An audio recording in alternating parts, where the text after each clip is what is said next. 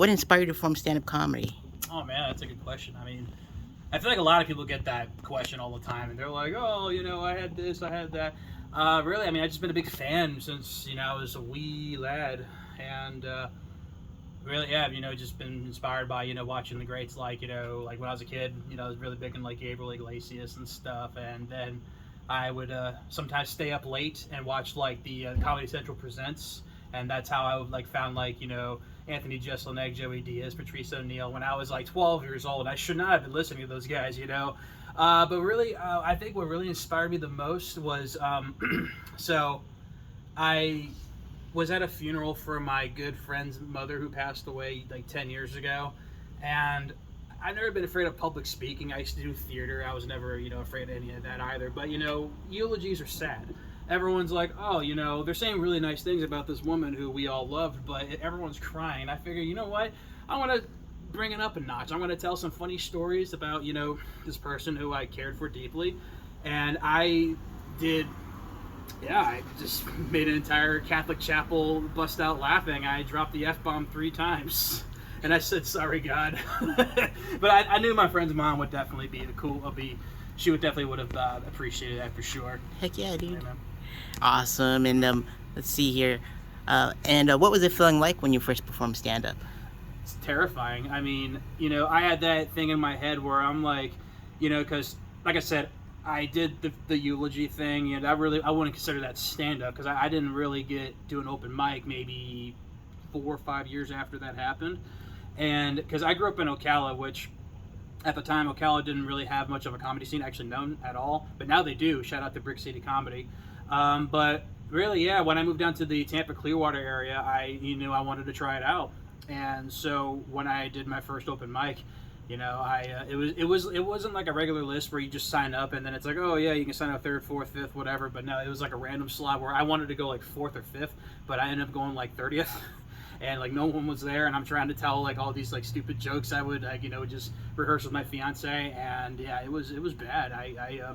It definitely discouraged me. I definitely didn't want to do it after that. But my fiance, God love her, she was like, what are you talking about? This is the first of many. Like, just get back up there and do it again. And which I did. Like a couple of days later, I went back to another open mic at Snappers Comedy Club in Palm Harbor. Shout out to Snappers. And yeah, it was, I mean, obviously not amazing, but I definitely got a lot of encouragement because no one really encouraged me when I went to this mic at a brewery in Dunedin. So, and yeah, that's pretty much it from there. Yeah. Heck yeah, dude. And who are you? What are your favorite comedy specials, comedy records, and comedy podcasts? I think one of my favorite specials that I definitely grew up on was Hot and Fluffy by Gabriel Iglesias. I think that was like one of the first specials I got when I was like 13. I watched the shit out of that when I was a kid, but I think specials that like I definitely grew to appreciate.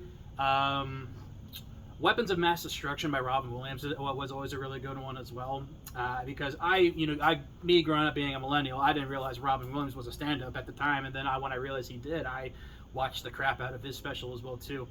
Comedy podcast, people are going to be like, oh yeah, Matt and Shane's Secret Podcast, which is a great podcast, but I think one of the funniest podcasts that not a lot of people know about is called The Biggest Problem in the Universe. It's hosted by Dick Masterson and Vito Giswaldi, two sort of comedians, but they just get on the air and just talk about problems in the universe and just riff on what's bigger than this other problem, and it's really funny. Then like the audience gets involved by sending like super chats. They say fucked up shit, and people call in, say you guys suck, we hate you, but it makes the show funny. Probably my favorite record album for sure is Respect by Rodney Dangerfield. I remember actually my dad owned that record, and Rodney's definitely one of my inspirations for sure too, and that's a great record for sure. Awesome. Yeah, man. And a lot of those cats like Rodney Dangerfield's been like in Ladybugs and stuff like that, and like a couple of his other movies, Yeah. like the college one I can't think of right now, but Back to School. That's right, Back to Sam School. Kinnison's in it. Ah! Yep. And so some of those dudes have been in film and TV and stuff. And what are your favorite comedy sitcoms, sketch shows, and comedy films? My favorite comedy sitcom, definitely Seinfeld. I mean, there's like quite a bit, but I mean, like it's actual show written by comedians, really for comedians. Really, it's a great show. I mean, obviously, I like Married with Children, growing up as well too. And probably what were the other two questions? I'm so sorry. Oh, sketch shows and comedy Sketch films. shows and comedy films. Comedy films, definitely. Man, there's so many to choose from right there. I would, god damn, I would say one of the best comedy films in my opinion is Superbad by Seth Rogen. I mean, it's like quintessential millennial my humor. You know, 2000 late 2000s movies. You know, it's brilliant. Um, but comedy sketch shows, you know, it's funny. Like I'm not, you know, I respect SNL, but SNL is not my favorite. You know, I mean, sure, yeah, they do cool stuff, but it's never been really my favorite. I would say like right now, even though I don't think they do it much anymore, Gillian Keeves is always a lot of fun. But growing up, I think the one of the funniest sketch shows was All That on Nickelodeon. You know, that was basically like the child version of SNL, and then obviously that spawned a lot of people like Kenan Thompson now who's on SNL too. So it's weird, you know. Who loves orange soda? I do, I do, I do. Awesome, good times. I love that show Hell too. yeah, man. Let's see here. If you can go on tour with any comedian, local and internationally known, which comics would you like to go on tour with? Tour with? Ooh, that's a really good question right there, man. I think going on tour with Shane Gillis would be a lot of fun. Yeah, you know, because he and I think he and I would have a lot in common. You know, especially, I mean, I never met the guy, but I mean, he seems like a really cool dude to like hang with, and obviously opening for him would be like such an honor. I mean, God, like Louis C.K. would be great to go on tour with as well.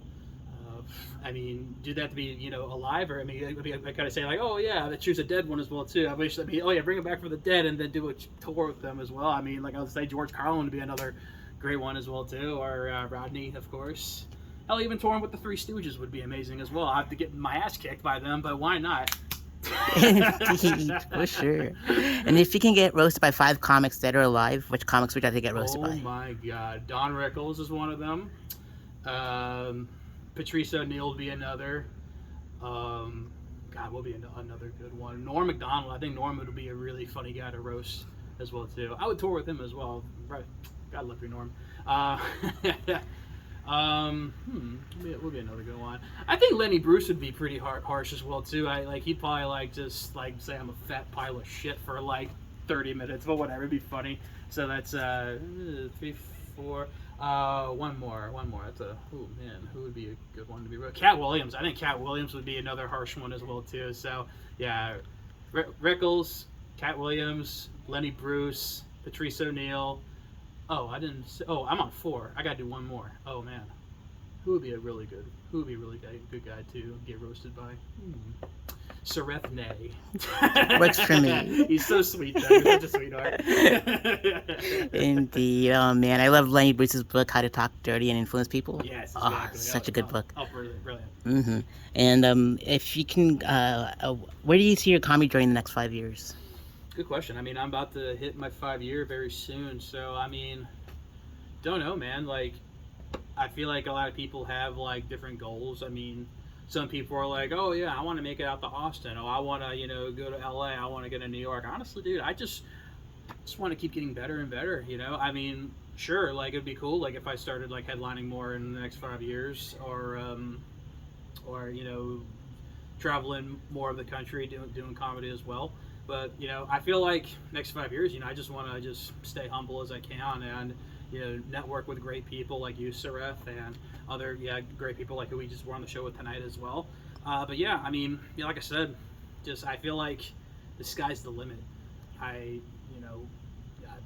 Hopefully, I'm still doing it in 5 years, but you never know where life will take you. But that's pretty much what what I can say right there. Sweet. Where can the audience find you online and on social media? Yeah, you can find me on Scotty Chi Comedy on Instagram. You can find me at Scotty Chi on YouTube. Scotty Chi on Facebook as well. I don't have TikTok anymore. I got banned twice because I'm so fucking edgy. Yeah, don't do that Twitter shit. I have a fake one that I'm never gonna give out. I do it just to make fun of people on there. But yeah, Instagram, Facebook, YouTube, Scotty Chi Comedy, Scotty Chi. Yeah, you can find me on there. Awesome. Yeah, man. And let's see here. What's your favorite What's your favorite joke a comic has written? Oh my God. it's another great one as well too.